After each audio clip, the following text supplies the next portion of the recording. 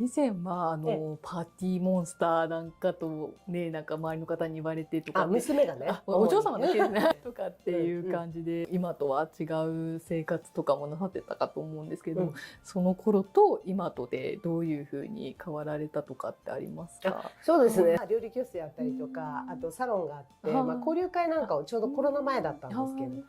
本当にそれこそ1回40人50人の方来ていただいて、全部料理も自分で作って、本当に満員ぎゅうぎゅうでね、これからの時代はそういうことっていうのはちょっとありえないと思うんですけど、でシャンパンタワーみたいな感じで、もう髪の毛こんなになっちゃってちょっと胸の開いた服とボディコンの服を第2バブル期素晴らしい第2バブル期状態でしたけど、そういうの大体シャンパンこうやって持ってるような写真をでフェイスブックなんかも出てたので、今相当削除しましたけど、で娘からもうこれはパーティーピープルを超えたパーティーモンスターだって言ってパーモンと可愛いですね。今ファンキー坊主とか言ってますけど、でもね、中身はね実はあんまり変わってなくって、なのでその当時の生徒さんもねそんなに驚いてない、あやっぱりねっていう感じみたいで、やはりこう常に接した方が幸せになっていけばいいし、なんか元気になっていったらいいし、それは今も全然変わらないんですよね。でもなんかお話ししてるだけでもこうなんかエネルギーをもらってる感じしますね。なんかパワフルだなって。あとね、基本的にはこれぐらいでいいのっていうふうにみんな安心して帰るみたいですね。なんか料理教室だったりとかおもてなしの教室をしてたんですけど、皆さんすっごい構えるんですよ。もうおもてなし、人を呼ぶ時はこうじゃなきゃいけない、食器を揃えとかなきゃいけない、良い食材を揃えて技術がないといけないっていうふうに思うんだけど、皆さんここに来るとそんなんでいいんですかっていうふうになんか気楽になって帰っていくっていうね。今もそのスタンスは多分あんまり変わってなくって、そんな難しく考えなくてよかったんだっていうのと、その時と今とも共通してそうなんですけど、やっぱりこうお悩みがあったりとか悩んでる方って人と比べるっていうことがやっぱり大きな要因としてある。なので例えばピアノ上手な方がいても、こっちから見るとすごい上手なのに比べる相手いっぱいいるから、そうするといつも劣等感、どんなに上手くなっても劣等感なんですよね。でもそれがなんかこういう富裕層にあったりすると、いいんだそんな感じでっていうふうに、だから皆さん楽になっていくっていうのはあるんじゃないかなというふうに思いますね。だから中身はあんまりね、表面的にはガラッと変わりましたけど、前は倍ぐらい爪もキラキラにしてましたけどね。だから必然的にこういう状態になったんで欲はなくなりますよね。洋服欲しいとかあんまりないじゃないですか。もうこれは洗濯して毎日ずっと着続けてっていう感じなんで、欲そのものもやっぱなくなりますよね。やっぱり洋服で着飾って人前に出てる時っていうのは、服もそうだしバッグとかアクセサリーとかやっぱりあれ欲しいこれ欲しいっていうのもあるし、なんかよりよく見せたいとかっていうのもあるし、美容院行ったりとか大変じゃないですか、メンテがね。こういう風な撮影の時もちょっと今は別にヘアチェックとかしなくていいし。でもすごいいいですね。こちらのなんか今かけてらっしゃるのはなんていう。そうですね。これね、今朝って言って、これを取ると普通の改良医って言ってお坊さんが移動したりとかね、もっとこういろんなお掃除したりする時はいわゆる寒いみたいなのとかね着て、で今度法要になるとちゃんとした衣をつけたりするんですけど、これはこういうちゃんと一応フォーマル的な感じらしいですね。宗派によっても全然違うと思いますけど、お寺さんによってじゃあ今朝も全然違うと思いますよ。あと宗派によっても全然また違う形だったりもするんじゃないですかね。あと最近日常はなんか浴衣をこういうように切っちゃってこのような形にしてる時とかもありますよね。だから海女さんの立ち位置が結構難しいじゃないですか。このまま洋服着るわけにいかないし。確かにそうですよね。そうでも最近なんかねちょっといろいろ物忘れが激しくって普通の洋服で出かけて玄関開けた時カツラかぶってなかったとかね結構ねっていう時があったりするんですけど。確かにお洋服でなんかやっぱり手発されてるとなんかそう男性はね別に寒い着ててもスーツ着ててもあれだけど、女性っていうのはなかなか難しいから、ちょっと目を引くところありますね。で海女さんでも剃髪してない方もねいらっしゃるから、どの時代ももともとの本来はっていうのはあるかもしれないけど、どの時代が本来かは分かんないじゃないですか。ですか。そうですよね、変わっておますもんね。釈迦様の時代まで行くのか、はい空海様の時代まで行くのか、そのお釈迦様の時代と空海様の時代も全然違うし、空海様の頃と今も全然ね、1250年前だと全て違うわけじゃない。その修行って言ったってね、山に登りますって言っても、昔は全て徒歩だったのが、まあ今どんな修行する方でもそこの場所までは新幹線使ったりするわけだから、どこの本来まで戻るのかっていうことと、やっぱり時代がこれだけ変わってるので、まあこうしたことも含めて、じゃあどんなことやってるのって思われることもね、あるかもしれないけれども、それは時代に合ったものっていうのもある程度必要なのかなっていうふうには思いますね。ただやっぱりこういつの時代も変わらないのは、やっぱなんかこう例えばお坊さんだっていうのに目つきが悪いとか、態度が姿勢が悪いとか、それはどの時代も変わらないものじゃないですか。なんかこうって怖い顔してるのか、まあ笑顔でいるのかっていう、その基本はきちっとしていきたいなっていうふうにはもう日々思いますね。生活態度はね良くなりますよ。あ、そうなんですね。信号とか変わり目に小走りとかないし。なっちゃいますよね。なんか悪いことすると電車に乗った瞬間に席こうやって探すとかいうことももうシャキッとしてますし。でもやっぱりありますよね。そこの時はちょっとやっぱりそういうの気をつけるようにします。タクシー乗ってもね、言われる前にちゃんとシートベルトとかつけますよ。だけどそういう日々の積み重ねって意外とやっぱり大事かなっていうふうに思うんですよね。それがその人の人生を作っていくと思うのでね。だからある意味こういう姿になる時間があるっていうのって女性としてはすごく大事かもしれない。女性と言えるかどうか微妙なところではありますけど、剃髪した次の朝になんでこんな剃っちゃってんだろうと思ったり、そうなんですか。何やっちゃってんだろうってふっとね、最初の頃戸惑うんですよね。そうなんですね。普段と見慣れない姿で、なんか女性であることをこう捨てちゃったみたいなね。だけどその時に思ったのは、これは男性だからとか女性だからっていうことではなくって、人としての美しさみたいなものをこれから先は追求していきたいなっていうふうに思うし、まあこれは多分今の時代のそのジェンダーね、なんかいろんなこととかいろいろあると思うんで、そうありたいなというふうに思いますね。大事なことですね。わかりました。ありがとうございます。ありがとうございます。はい、こちら癒されて整う空海様の教え、はい、こちらの本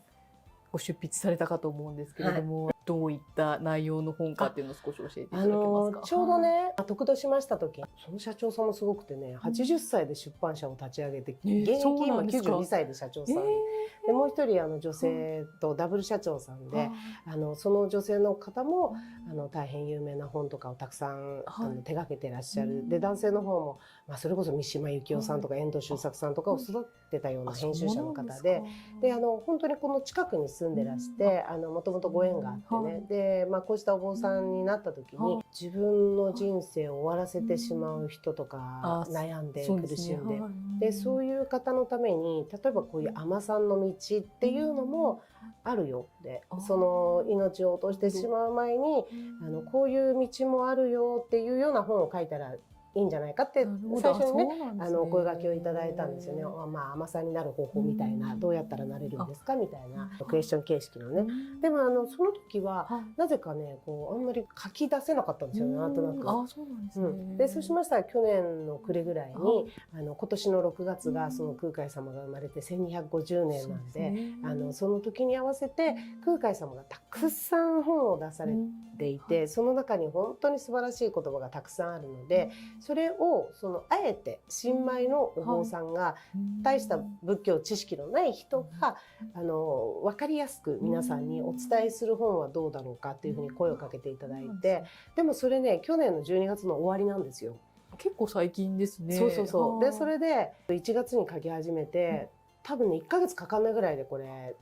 なんか一気にね。でもそれは本当にありがたくって、これは空海様の意思があるとしたら多分この編集者のお二人にね、社長さんたちにこいつちょっともうちょっと勉強させなさいよみたいな感じで、多分たくさんの書物を難しい書物をあんたこれ勉強しなさいって言われても私やらないタイプなんで、でもあなた本書きなさいって言われたら勉強しないわけにいかないじゃないですか。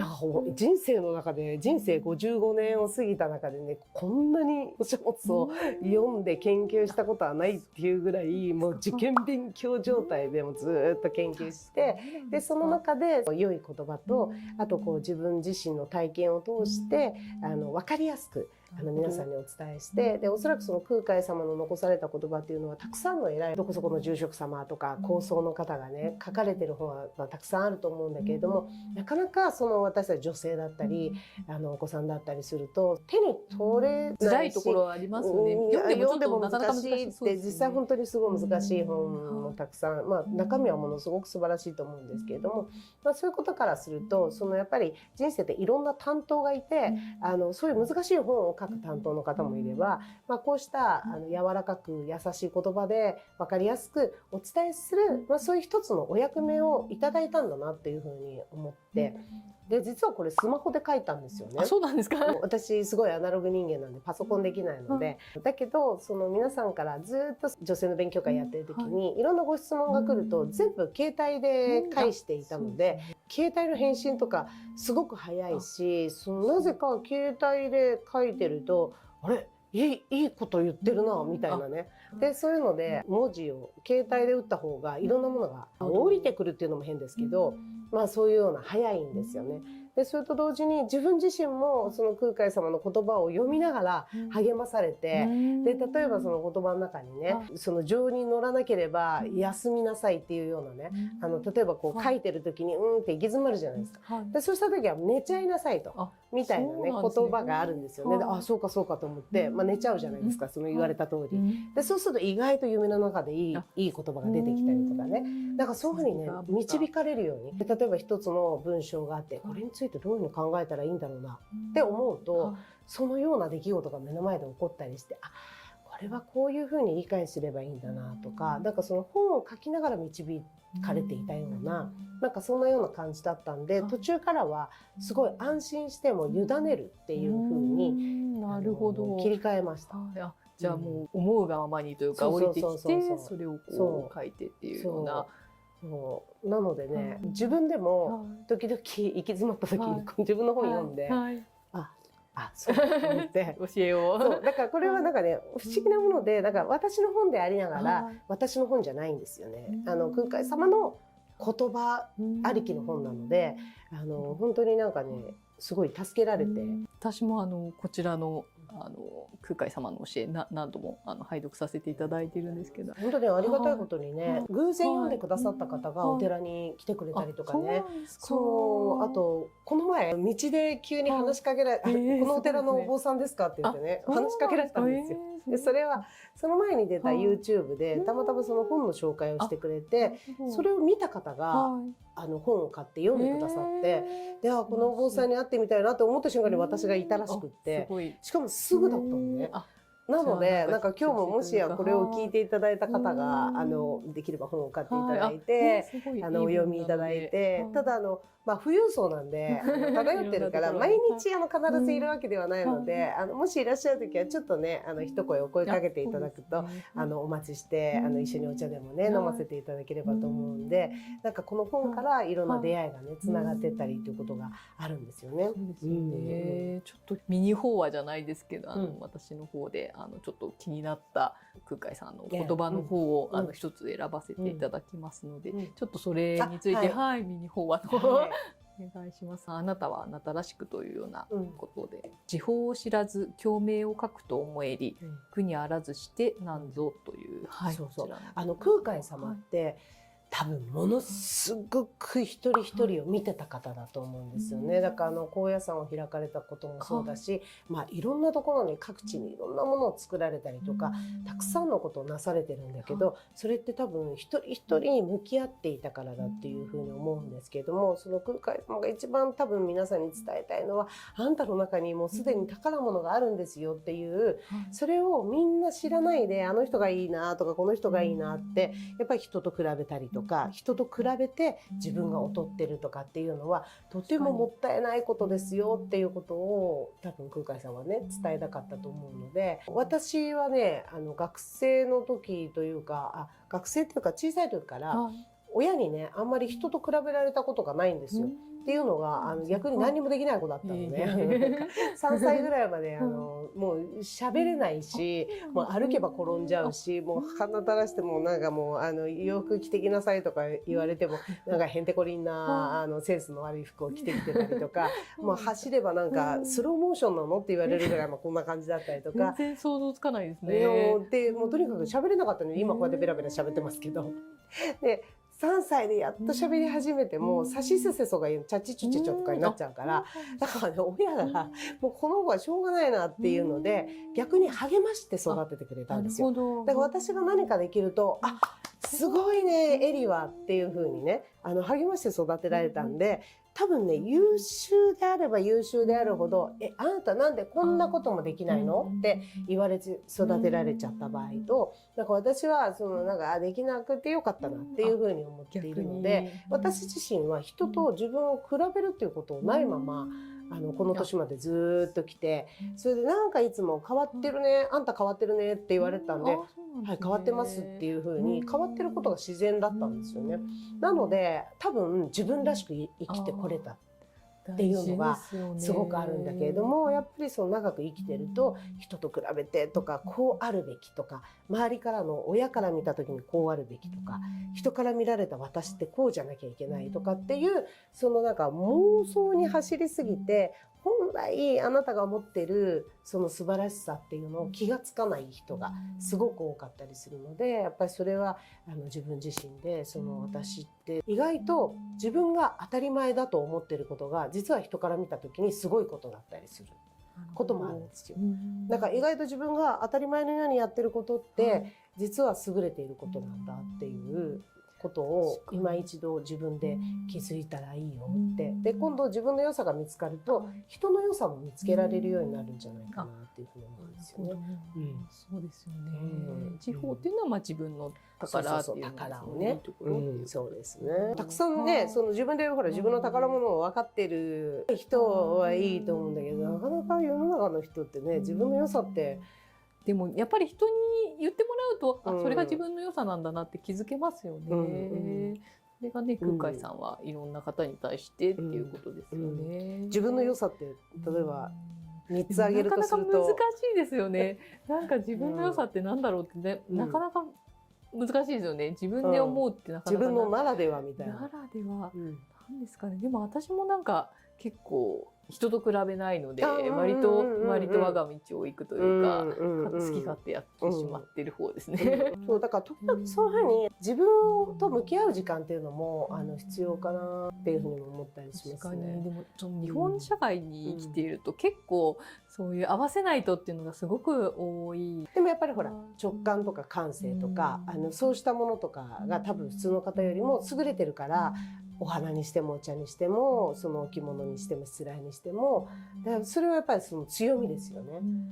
でそれをご自身のお仕事としてそのままストレートに活かせてるじゃない、感性の良さみたいなもの。そうするとうまくいくんですよね。自分の向いてるものとかをやるときっと神様というか仏様というかがこのように作ったように生きてるとちゃんとよしよしちゃんとやってくれてるねっていうことでどんどん応援してくれると思うんだけど、自分と違うことをやっちゃう人って結構多いじゃないですか。そうですよね。だから自分の良さとかも分からずにね、それはすごいもったいないですよね。私は天才的に何でも面白おかしくできるっていういいですね。芸風があるので。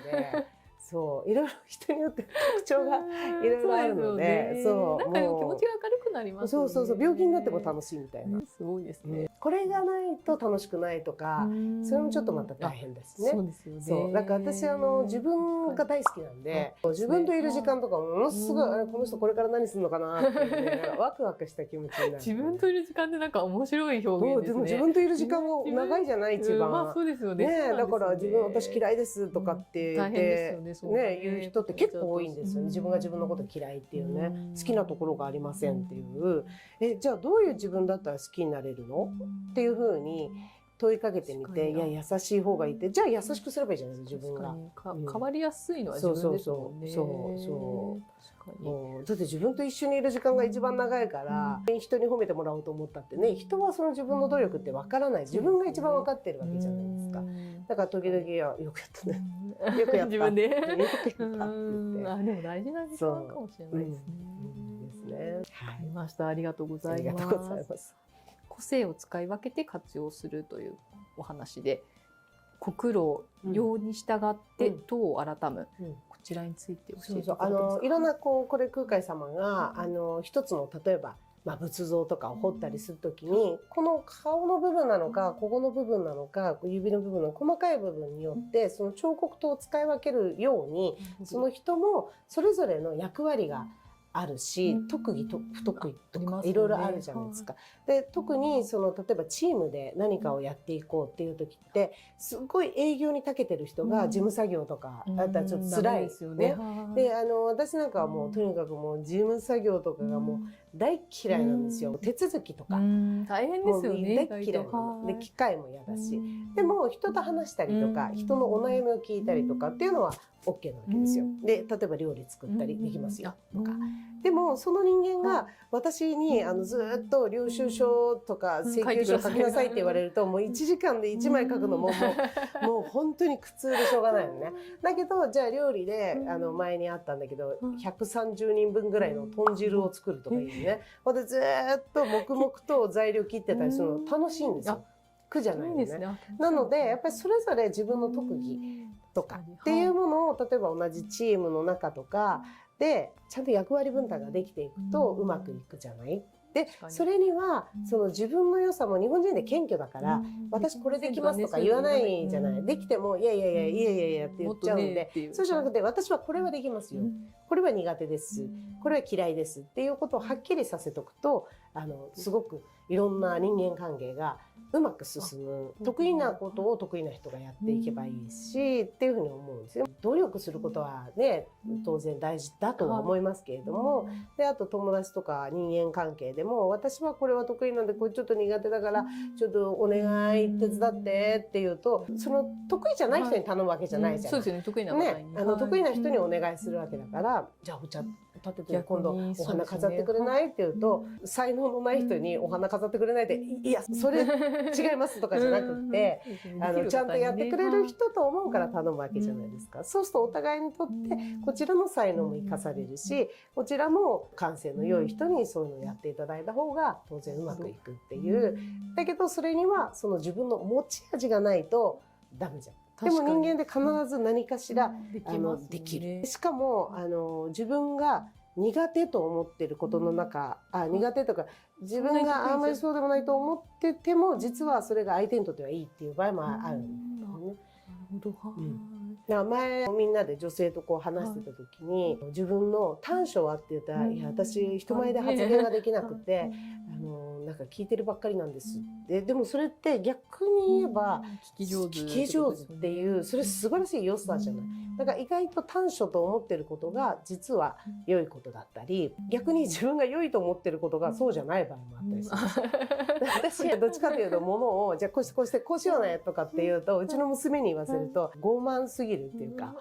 合理的すぎる。あ、そうなんですか。だからうちの娘には段取りって言われてる。段取り。いつも段取りばっかり考えてるって言って。でそれは自分ではそれ自分の良さだと思ってたんですよね。でも確かにそうかというふうに思ったりね。だからその意外と短所と思っているところに自分の良さがあったりもするかもしれないし、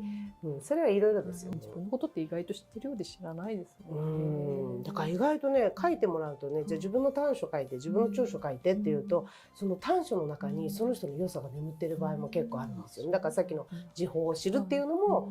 自分ではいやいやって思ってることが実はっていうこともあったりもするしね。わかりました。どうもありがとうございます。はい、今日はお時間いただきましてありがとうございました。もういろいろとお話しさせていただけて、本当に貴重なお話を伺いできてありがとうございます。最後に一言と言いますか、YouTube 見てくださっている方にまとめというか、何か心がけているようなこととかがあれば教えていただけますか。そうですね。自分自身もそうなんですけど、例えば朝起きた時にもっとすごい人もいるし、すごいことやってる人もたくさんいるし、でちょっと心臓バクバクしたりするんですよ。そうなんですか。そういう時もあるんですよ。でもその時にいやいやいや欲張らず、とにかく、まずは自分自身が自分の幸せというものにしっかり責任を持ってもう自分を幸せにしてあげる、自分のために何かこう例えば美味しいものを食べさせてあげたりとかね、なんか自分を癒してあげることをまず一つして、あともう一つどなたか一人でも幸せにすることができたら、それがなんか結局究極の世界平和につながると思うんですよね。だからよく私はそれを一日いいこと一回しよう一日一善みたいに思ってるので、そうすると例えば今日とかでもお時間いただいてありがとうございます、お忙しいのにって言ってくださるじゃない。だけど私からすればいやお話聞いてくれてなんか今日おかげさまでいいことできてありがとうございますっていうようななんかそういうような感覚なので、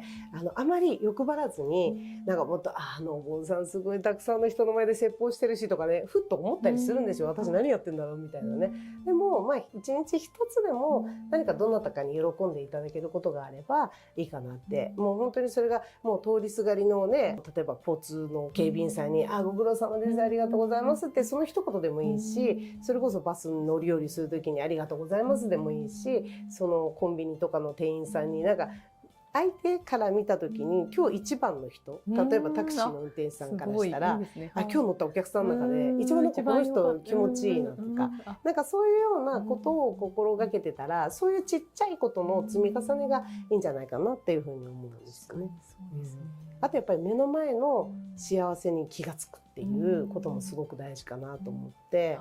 目の前の幸せってなかなか当たり前と思っちゃって気づけないことって多いですよね。そうなんですよ。だから私も、本の中にも書きましたけど、嗅覚障害だった時があってね、で嗅覚障害の時ってもう何にもねもう本当にね悲しいですよ。もういわゆるそれこそお抹茶をこうやっていただいてもそのこうなんとか香りもう味気ないのね。でもそれが分かった時にすっごい幸せなんだけど、世の中の人みんなそう考えるともう味が分かる香りが分かるだけでもそうだからない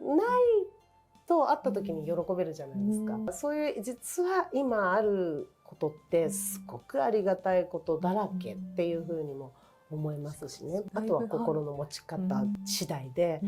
本当に悩みもいろんな角度から見ると考え方ですごい変わってったりとかもすると思うんですよね。ですよね。悩みってなんか自分の中では悩みでも結構人に話すと大したことなかったりとかってそれはまた比べられるものでもないんだけどね。そうだけど今はこれからの時代はもう本当にそのいわゆる仏教だと宿泊とか言ってね、その生まれるのも苦しいし死ぬのも苦しいし老いていくのも苦しいしって、でもその老いていくっていうことを一つ取ってみてもその今は例えば今度は白内障の手術するんですけど、目がちょっと見えないなって言えば手術できるし、耳聞こえないなと思えば補聴器入れられるし、昔だと食べられないっていうのがインプラント入れられたりとか、かなりな部分技術で補ってでまたその宿泊の中に会いたくない人と会わなきゃいけないとかいうのがあったりするんですけど、結構それコロナとかでちょっとあんまり付き合いたくないところにはちょっと今熱が出ちゃってとかいろんな意外と今の時代ってだいぶその宿泊の苦しみからだいぶねいろんな要素で和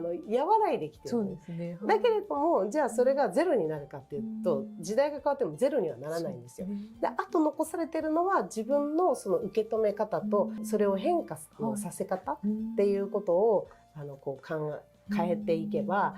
そこに本当に穏やかな時間っていうのが流れるんじゃないかなというふうに思うので、これからの時代はますますその心の捉え方とか